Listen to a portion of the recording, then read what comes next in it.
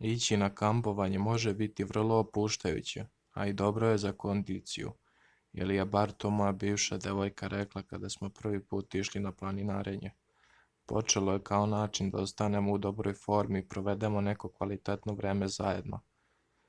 Prvi put kad smo krenuli bio sam skeptičan. Mislim, nije da ne volim da vežbam, ali penjanje na planinu nije nešto što smatram opuštajućim. Sjećam se da sam kukao, mučio se celim putem do planine. Nisam želeo ništa drugo nego da odem kući i zavalim se u krevet i pojedem neki čips. Kad smo se popeli na vrh, mogu vam reći da nije bilo puno pogleda koji bi mogli da se porede. Tokom naše veze išli bi na planinarenje 2 puta mesečno. Uvek smo išli jednim te istim putem i na jedno te isto mesto. Nakon nekoliko meseci nisam više kukao i poštovao sam lepote toga. Nikad zapravo nisam znao koliko je priroda u stvari lepa. Nakon nekog vremena, naša veza je počela da se raspada. Sve bi se više odvajali jedno od drugog. Nakon nekog vremena teško smo se posvađali i razdvojili se. Biću iskren, prvih nekoliko nedelja je zaista bilo teško. Nisam ni kapirao sve to dok nisam izašao iz mog auta na taj prljavi put. Bila je to teška navika da nisam ni provaljivao da sam sam. Pošto sam se već vozio do planine, prvo planinarenje sam zaista je bilo teško. Ali na moje iznenađenje zaista je bila u pravu, a ovo je bilo opuštajuće. Popevši se do vrha, osjećao sam se kao da sam jak i odlučio sam da hoću da nastavim da planinarim bez obzira na sve.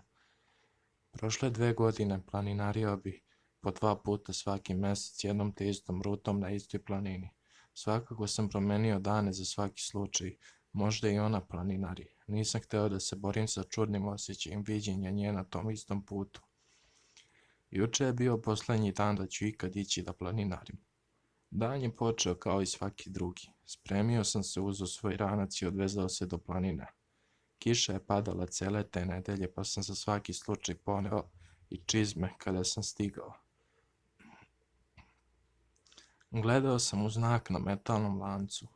Pisalo je put zatvoren. Seo sam u auto, razmišljao da odem kući što je i trebalo da uradim. Ali hteo sam da održim svoju rutinu.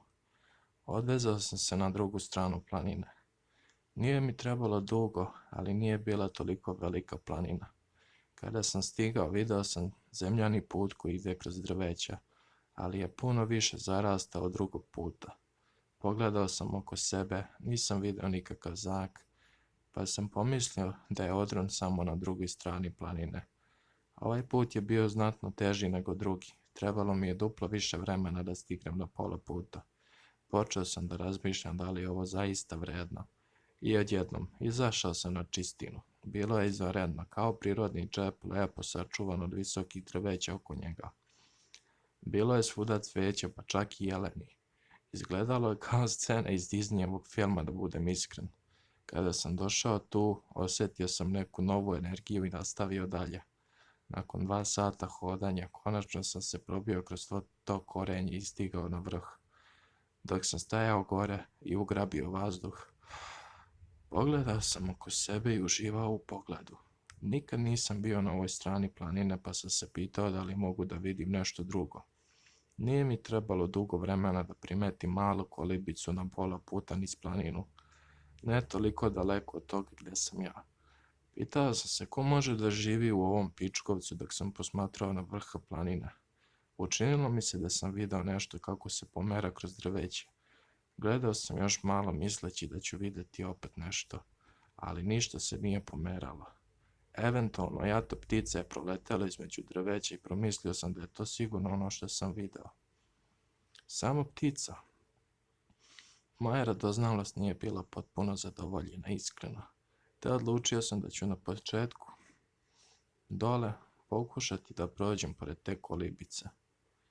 Izgledalo je kao da drveća blokiraju svaki pokušaj da se malo približim. Nakon sat vremena probijanja kroz špunje, konačno sam stigao do mesta gde je kolibica bila. Prvu stvar koju sam primetio, izgledalo je kao da je napuštena. Prozori su izgledali kao da su razbijeni pre jako dosta vremena. Drvo je bilo trulo, na nekim mestima i znatno tamnije. Vrata su visjela sa štoka. Ovo je sigurno kolibica nekih lovaca koja je bila posjećena pre mnogo godina. Sunce je skoro zašlo iza planina dok sam gazio na drveni prag. Moje teške čizme su činile da drvo ispred mene škripi. Bez obzira na godine, na moje iznenađenje kolibica je bila jako dobro napravljena i dosta vremena i truda je otišlo u njeno pravljenje.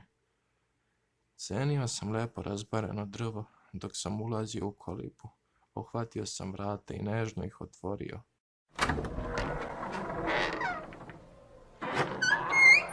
Malko su zaškripala pre nego što su se otvorila do kraja. Provirio sam unutra dok je napolju već polako padao mrak. I dalje sam mogao da vidim interijer čisto. Vrata su vodila u dnevnoj sobi sa ćebadi peći i malim krevetom. Ušao sam unutra, pažljivo i pazio da ne nagazim na trulo drvo. Na moje levo bila su vrata koja su vodila u mali prostor sa kuhinjom i kupatilom. Na prvi pogled delovalo je prazno. Ušao sam u hodnik i tu su bila vrata i sa leve i sa desne strane. Otvorio sam desna vrata prvo i to je bila neka spavaća soba.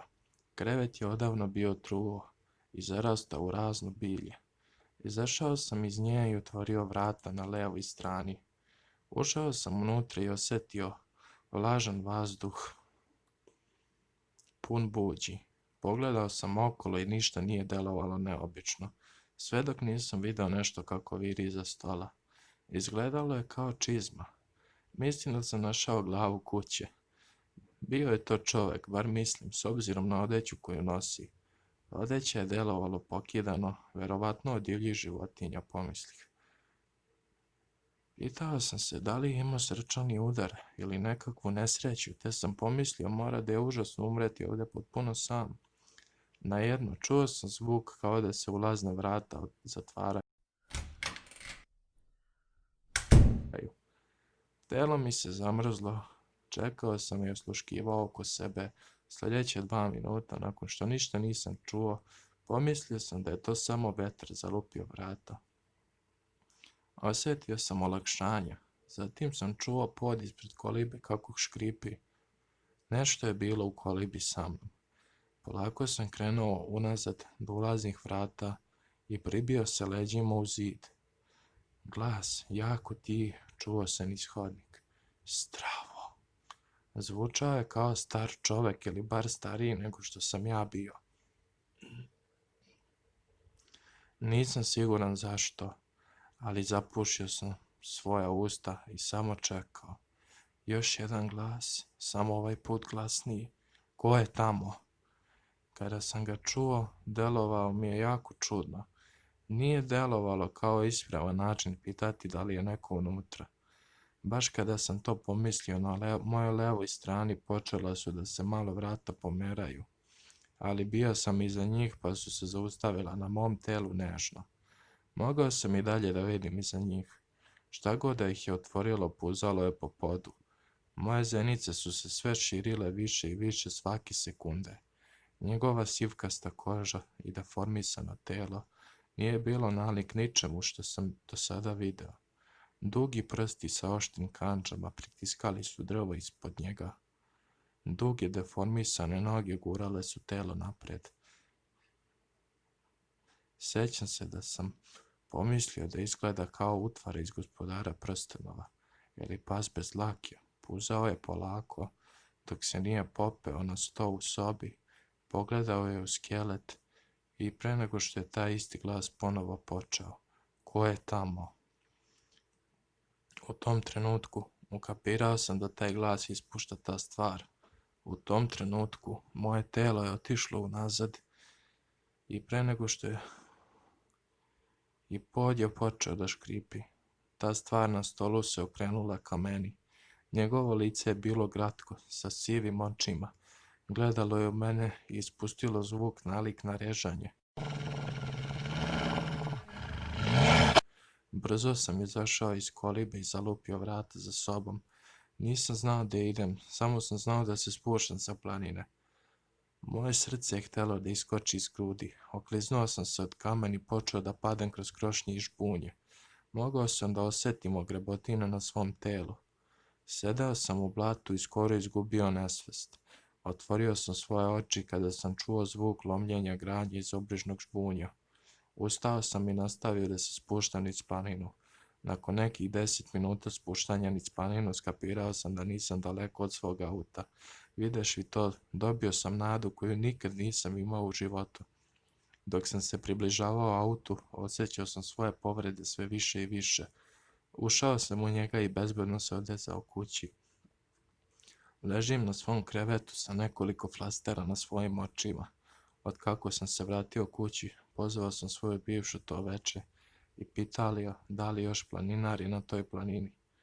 Rekla mi je da ide i rekao sam mi ono što ću sad svima vama reći. Ako ikada osjetite potrebu da odete na planinarenje negde, nemojte, ili bar nemojte ići sami. Nešto živi u tim planinama, nešto zastrašujuće što nikad ne želite da vidite.